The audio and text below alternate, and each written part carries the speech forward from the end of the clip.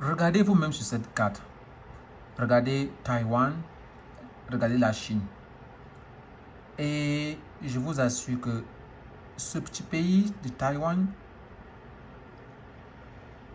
risque d'être le nœud de la Troisième Guerre mondiale.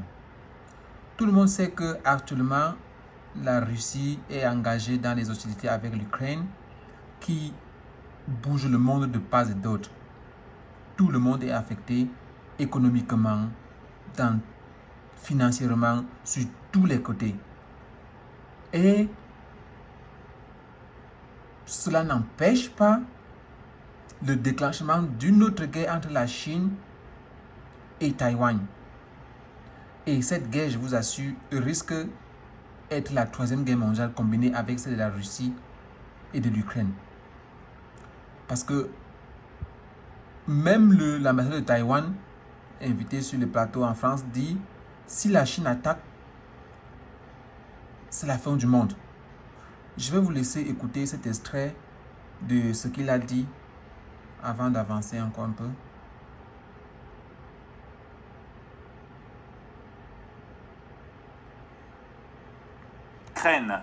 Donc c'est vraiment pour, comme la Chine a l'habitude de montrer ses muscles, mais il faut quand même faire la prévention de tous ces gestes politiques ou militaires chinoises et d'envoyer des messages en disant tout ce qu'ils sont en train de faire c'est irrationnel et on doit faire la gestion de cette crise. Alors votre président dit quand même, et on va l'écouter, si on est attaqué, on se défendra.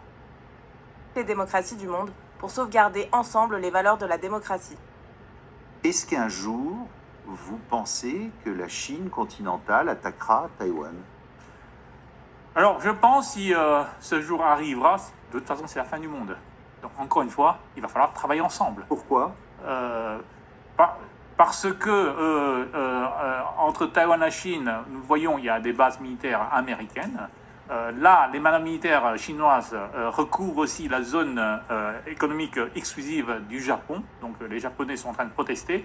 Et ce qui a incité aussi, tout de suite, je crois, il y a une heure, aussi une déclaration des ministres des Affaires étrangères du G7 qui jugent la politique chinoise, les actes chinoises irresponsables, agressives et injustifiées.